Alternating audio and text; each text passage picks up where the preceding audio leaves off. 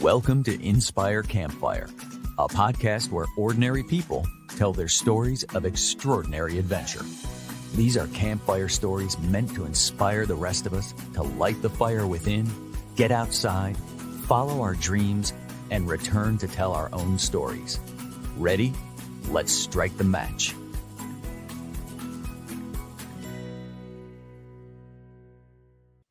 Welcome. Oh man, today we are going to hear an adventure story of backpacking the country of Thailand.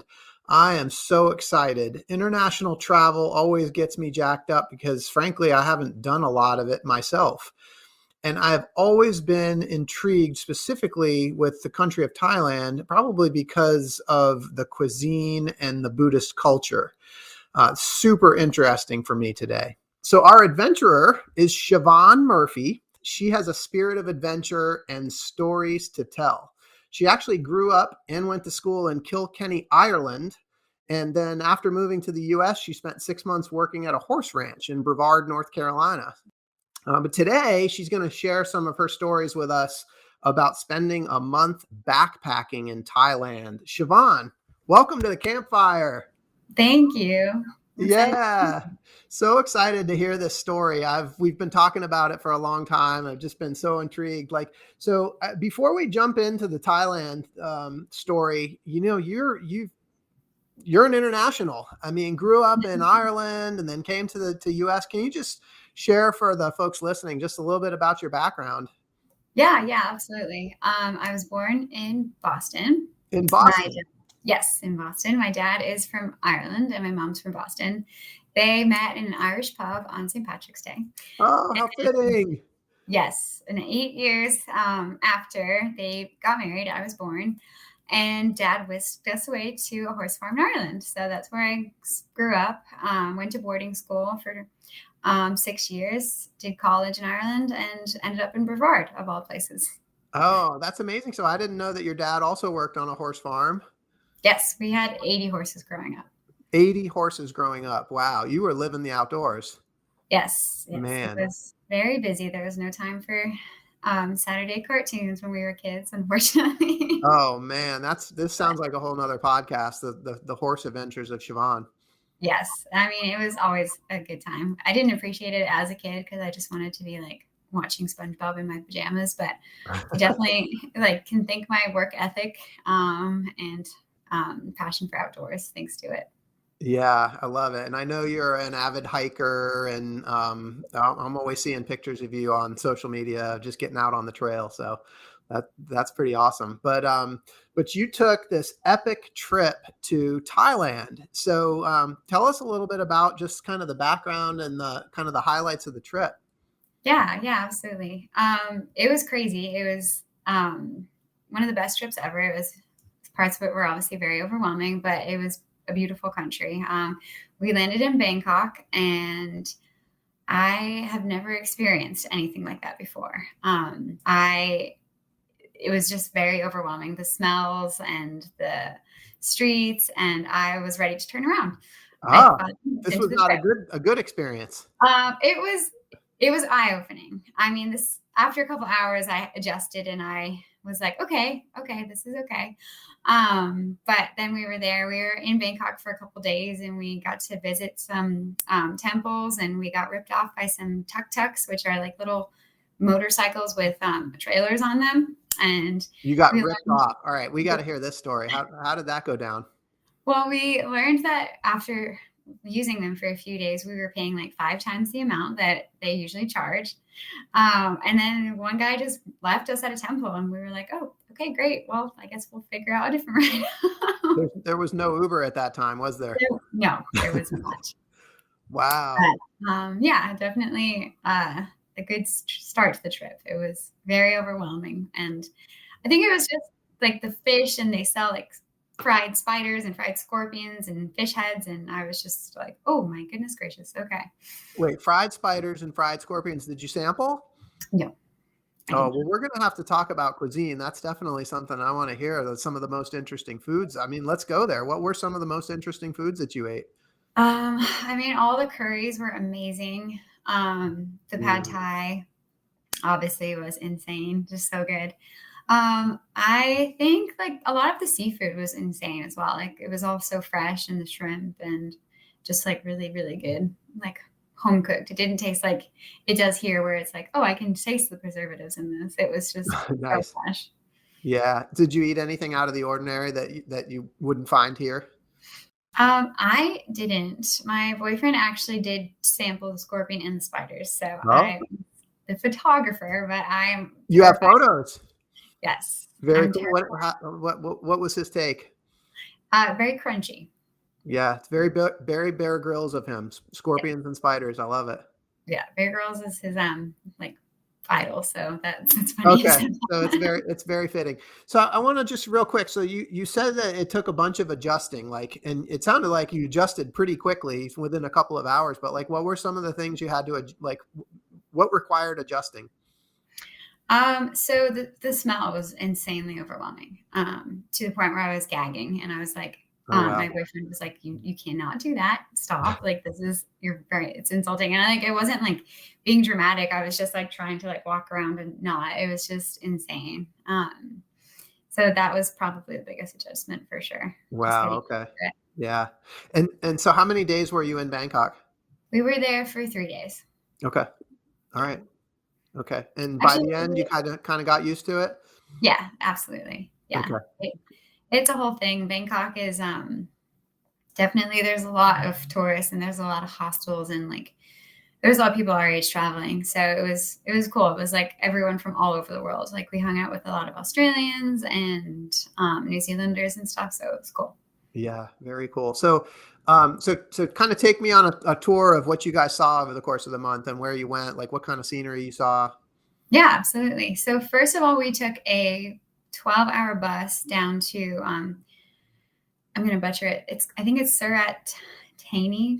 It's Okay. a long time ago, but so that was like a tiny little town where we were supposed to spend the night. We're supposed to spend one night, and so that night we walked out to get some food, and my boyfriend decided, oh, this would be a great opportunity for me to try street food. And one bite in, he was like, oh, the middle of this is cold, and it was like a hot dog or something. And I was like, maybe you probably shouldn't continue to eat that. But instead of listening to me, he proceeded to eat another one.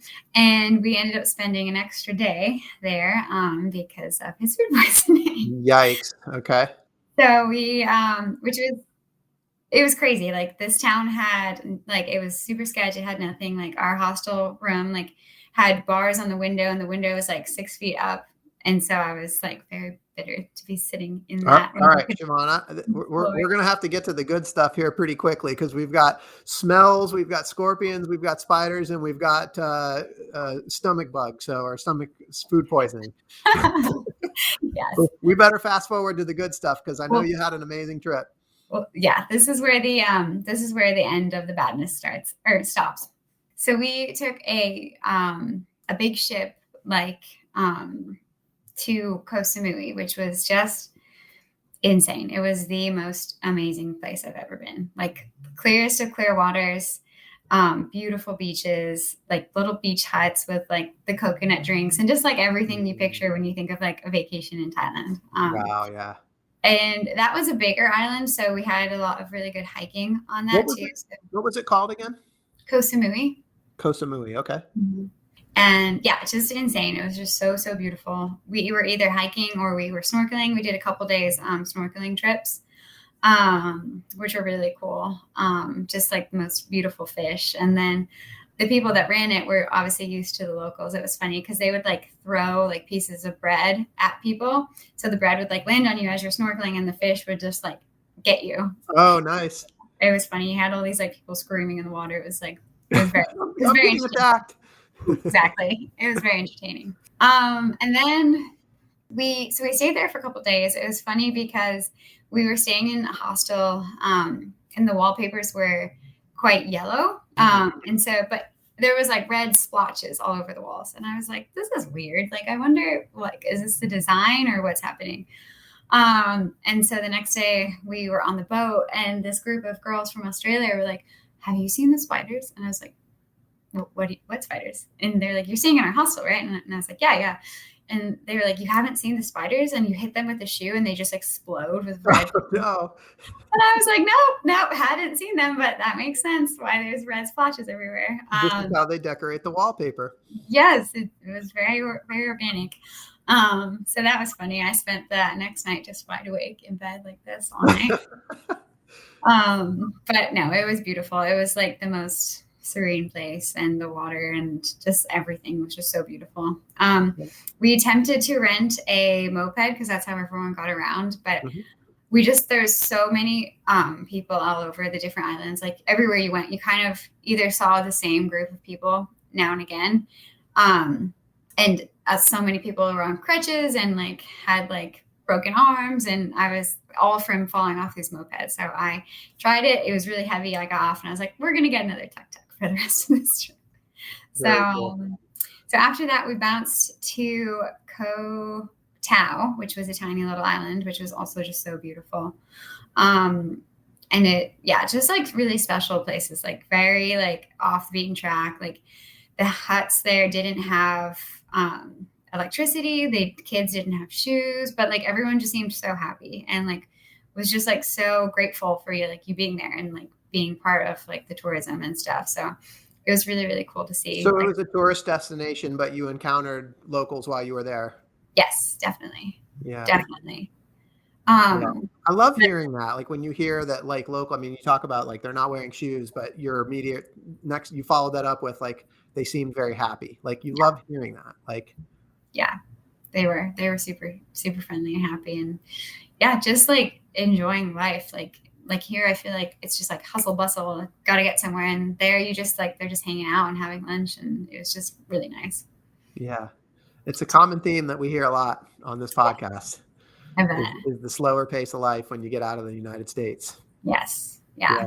So you saw some of that in other places, in Thailand as well. Yeah, so we saw that in a lot. The most touristy place we went was probably Koh Phangan, which was next on our stop, which was for the full moon party. But that was just insane. Like it was just like people just having the best time everywhere. It was like people from all over the world just there to like witness this full moon, and it was incredible. It was really, really cool. Full moon party, is that something that happens regularly, or was it a special full moon? No, it's every full moon they do it. Oh wow, okay. Yeah. So it wasn't very rare, but it was cool because everyone was there around that time, because you want to hit a full moon party if you're going to go to Thailand. Got it. Hit the full moon party. Okay. Yeah, so it was cool. It was cool to see. What happens at a full moon party? There's like music and fire throwers and dancing and like buckets of alcohol that they sell with like straws and pail like shovels and stuff, so you can like go and use them to make a sandcastle afterwards and stuff. It's fun. Go. Yeah, it's just like, I don't know. I don't know how to describe it. If you were in San Diego, you would describe it as like OB on a Wednesday, which is like the fire thrower night, and like there's live music, and it's incredible. Yeah, it sounds like a party you might find just about anywhere. Like, but with the Thai culture built in, that's pretty awesome. Right. Yeah, it was definitely cool to see. Yeah. But some people stay for like a while because there's like the build up and the wind down. But one night at the full moon party, we were good. We hopped on a night train and went to Chiang Mai after that. So it was really cool. We hopped on a train. We had our own little bunk bed room, which was cool. The seats folded down and we each had a little bed. So I think that was like a 16-hour train ride, 12 or 16. And then we ended up in Chiang Mai, which was just like a whole different country. It was like you went from beaches and like crystal clear waters to like the jungle. Oh, so, wow. Like, the rainforest and elephant sanctuaries. And so we did like zip lining and hiking and just like saw some incredible waterfalls, saw like the most beautiful elephant sanctuary where you got to like go and feed them and like give them a bath. And it was just like so wholesome. It was amazing. Elephant is their country symbol. Is that right? Yes. Yeah. Yeah.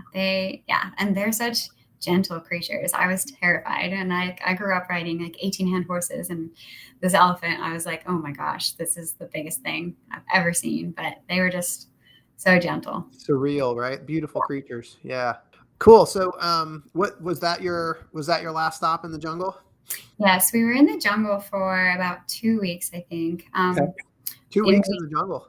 Maybe it was 10 days. It was a while. We did Yeah. like so much hiking, and we stayed in like the coolest places. Like some places we stayed were like hostels, of course, but then other places were like huts with like no electricity and like just a place for you to throw your backpack down. And yeah, it was just cool. That really sounds amazing. So Yeah. I'm curious, like, as you were there and all the, I mean, and you saw beaches, you saw jungle, and you saw city, but like, how was the travel? How was sort of getting around, being able to communicate, being able to get what you needed? Was there any language barrier? I guess just the ease of travel is my question. So it definitely depended on the part you were in. Like from island to island was tricky. The people on the islands just didn't understand what we were saying. Mhm. And so it was a lot of like finding a map and pointing to where you wanted to go. And then like they tell you a price and you know that you're like, this is definitely not the price, but like, what choice do you have? So it was a lot of that. And then there's like, obviously places like Chiang Mai that had like the train. So like that was an easier place to get to because you're like, oh, okay, like this is a train station. They obviously like have signs in both English and Thai. Yeah. So that was easier, but there was a lot of places that we couldn't read the menu. We couldn't like speak to the waitress. So we were just like, I guess I'll try this. Like just point to a random number and hope for the best, it was an experience. So is that a fearful experience for you, or is it an exciting experience, or maybe a combination of both? At the time, I feel like it was fearful, but because I was just like terrified of getting sick. And Yeah. like when you don't know what you're ordering or eating, it's kind of like, oh, okay. But Yeah. yeah, I don't know. Looking back, it's just fun. It's like, okay, well, yes, I don't know what any of this is, so I just have to try something. You had a lot of new experiences on this trip. I mean, it sounds like there was a lot of kind of new experiences that were not so pleasant, but some that were just amazing. And yeah, I mean, with that, you could have chosen to go anywhere, I imagine. Like, what called you to Thailand? Um, we just really wanted to go somewhere different. So somewhere that we hadn't done before. And we had done like Italy and Spain and Portugal and France and just a ton of European countries and Mhm. of course America. So we were like, okay, where's somewhere that we're going to be out of our comfort zone, that we can hike and be outside, and that's affordable to spend a month there was a huge factor too. Somewhere that we can kind of live off pennies for a month and be fine. Live off pennies. So it was possible to do that when you went. Yes, absolutely. I love it. So, but I think the key that I heard there is you wanted to go someplace that was outside of your comfort zone. Like, Yes. what is it about getting outside of your comfort zone? I feel like, I don't know. I had just graduated college. I'd been in a classroom for 4 years and I was like, okay, let me go and do something that I'm not comfortable with, something that's going to scare me and something that I'm going to like really remember in 10 years from now. Something memorable, something that would kind of scare you. And you kind of felt a little bit cooped up Yes. Oh, 100%. from college. So some of this was about freedom, Yes. just 100%. freedom and exploration. Like, again, I mean, I think that's a common theme. Like, what is it about that call to freedom that people, that draws people? Yeah. I think it was just growing up being outdoors for so long. And then suddenly, I mean, I was obviously in school and stuff, but in college it's different because you're like in college all day and you're studying all night and then Yeah. you're studying all weekend. So I was done and I was just like, okay, I need to be somewhere that I can be outdoors. Yeah. And I mean, that's what brought me to Vervar too. Even after a month in Thailand, I was like, nope, not ready to be a grown up yet. I need to be outdoors. Yeah. So you kind of grew up in that natural environment and, Right. felt a little bit cooped up and just it called you back. Yes. 100%. Yeah. Yeah. And the spiders and the scorpions called you too. Yeah. Definitely not gonna lie. I was very fearful going somewhere where I knew the spiders were going to be bigger than my face.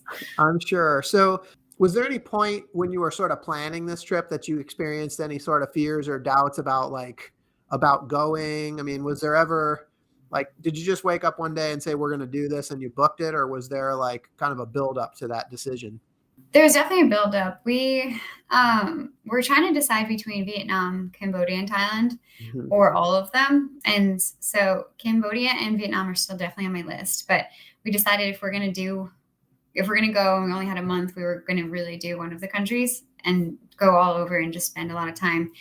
being able to like taking our time hiking and seeing like all the wildlife and doing all the touristy stuff. Like we spent like 3 days in a cookery school in the countryside, which was just so Nice. cool. We went to the farmer's market and bought everything that was like from the farm down the street, and was just like really cool. Learned how to make pad thai. So that was Oh, really nice. cool. But Well, that's good to know. So you know how to make pad thai. Is that like, can you just whip up a batch? it definitely does not taste the same as it did the day the cookery teacher taught me how to do it. But unfortunately, but I mean, it's definitely not bad. But yeah, I think it was just we wanted to go somewhere that we were going to be out of our comfort zone, and that we were going to be able to like find like ways to get around, so that had a train and had a bus system, and somewhere that like we weren't going to have to like try and rent or buy a car or something. So and that's I was going to ask that question too. Like, what preparations did you have to make for a trip like this? Knowing you're going to a foreign country, language could be an issue. Like, you know. So we had a lot of dictionaries. We had like a couple like phrases and stuff that we obviously couldn't say, but we could easily point to if we needed to. We had to get a lot of vaccinations, which I wasn't anticipating, and just really mapping out our route. Like we didn't book anything. My brother did it the year after I did, and he booked everything to the day. And we really didn't want that, because we wanted to be like, oh, we love this place. Like, let's stay here and do an extra day's hiking, or let's go on a different like elephant trail tomorrow. But we just really needed to know where we were going to be, like make sure it was going to be safe, kind of like look into the crime rates in each spot and see like what the dangers were going to be in each place. So I think that would freak a lot of people out, and frankly, probably myself included, to like go to a foreign country and not have like scheduled reservations every single day. Like how was that? I mean, did it work? Did everything work out? I mean, obviously you had a great time, but like, was there ever any issue with not having reservations, finding a place to stay? There was a couple nights that we stayed in places that we probably wouldn't have chosen if it was our first choice. But I mean, there was never a night where we like slept on the street or anything. Like there was just like a lot of, okay, this hut definitely has way too many spiders in it. I'm not going to sleep a wink, but no, I mean, I would prefer it like that than having that strict schedule, just because our plans did change so much. And like, there was a couple of times where we met like a couple groups of people and we're like, oh, this is really fun. Like, let's stay here and do this like boat trip with them tomorrow that we hadn't even thought of doing. So it was cool. Yeah. I mean, I love the spontaneity of it. To me, that's something that's super exciting. Aside from just sort of the new experience, was there anything in particular that you were looking for when you went on this trip? And did you find it? I guess we were just looking for something new, like a new experience, a new culture, a different way to think. And it was crazy. Like, it was crazy to see how simply people lived and how happy they were and how little they had. And it made us really grateful for what we knew we were coming home to. But also, I feel like it changed. Like, I wasn't like, not that I was ever wrapped up in the drama at home, like in the pub on the Saturday night, but I was like, this is ridiculous. Like, you're complaining about nothing, like in comparison to some people's problems. So it was very eye-opening. Yeah. Travel, that's like, I think for me, one of the biggest things that just expands your awareness, and it really opens up the way that you see the world. Yeah. And I love that you said gratitude. I love that you brought that in. Makes you appreciate what you had. Would you go back? I would definitely go back to Southeast Asia. I probably would do Vietnam or Cambodia, especially since it's been a while. I mean, back then you could pretty much get a burger at any of the tourist destinations. So I'd love to go somewhere where it's more authentic. Whereas Thailand, when we were there, people had said like Cambodia is what Thailand was 10 years prior. So to go somewhere that's a little less touristy would probably be next on my bucket list. Yeah. Do you feel like the trip like changed you at all in terms of like the person that you are? Like, do you feel like you came back a different person? I think I came back more confident in terms of traveling, in terms of being like I've been flying back and forth to the States since I was 2 weeks old. So I've never been like afraid to travel by myself or fly by myself, but just like really trying like new restaurants and like, okay, this hike is maybe out of my comfort zone, but like, that's fine. Like, let's give it a go. If it's not like heavily trafficked, like, is it going to be safe? So I think like I really threw caution to the wind with a lot. So I think like that made me more confident in like picking trips and flying places and being like, it'll be fine. We'll figure it out. It takes a lot of courage to do something like that. There's no question about it. Yeah. Yeah.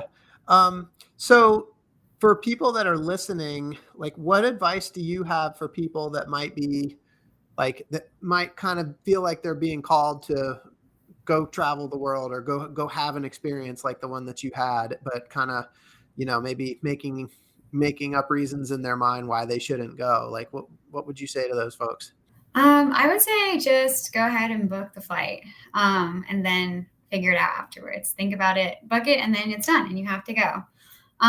If the last 18 months has taught us anything, it's that life is unpredictable and you should make the most of it while you can. That's great advice. Just book it. Yeah. Just do it. Don't overthink it. Just make it happen and go for it. Exactly. Wanted to ask you one other thing. I've asked other people on the podcast that I love. It's, we throw the word awesome around and, in our culture, but awe, like it's a really special word. And, the Oxford Languages, which is Google's dictionary definition of the word awe, is a feeling of reverential respect mixed with fear or wonder. And I'm just curious, like when you were in Thailand, did you have any awe experiences, that feeling of wonder mixed with fear? I think definitely like standing beside an elephant for the first time. Awesome. And their eyes are just like the size of your face. And you're like, oh my goodness, this is terrifying. This could squish me with like 1 foot. So that was definitely an awe moment. And then I love that. Yeah. Just being in the water too, with like hundreds of fish and turtles. And I'm like not great in the water. So I was definitely terrified that something was going to eat me alive, but it was just so beautiful. It was like that combination of I'm terrified, but I'm going to stick this out because it's just so incredible. There's so many colors and different things. Yeah. Animals, especially those that we don't encounter every day, but like the elephant, such a mass, but you said they were so gentle. Mm-hmm. And that's what's just like, yeah, they could pick up their foot and crush you, but yet they're so gentle. It's just, wow. Like, I love that. That's super cool. I hope to be able to have a similar experience someday. Yeah. So Siobhan, at some point they're going to make a movie about you and your trip to Thailand. So who is going to be the actress that's going to play you in your movie? I think probably with Reese Witherspoon. Oh, Reese Witherspoon. Perfect. I can see that. Yep. I love it. All right. Very good. Very happy, and I love her. She's great. Yeah. And so what would your movie be called? Oh man. A movie about the trip. The Trials and Trails of Thailand. The Trials and Trails of Thailand. I love that. The Trials and Trails. That's perfect. Well, this was super, super fun. I really, really appreciate you sharing your story with us today. It was a lot of fun to hear. Yeah. And for everybody listening, I hope you've been inspired today as much as I have. I hope that Siobhan's story has encouraged you to listen to the voice inside you that calls you to adventure, because we want to hear your story next. If you have a story to tell or you need a nudge to create one, please send us an email. And until next time, I want to encourage you to get outside. Thanks for listening. Siobhan, thank you for being here. Thanks for having me.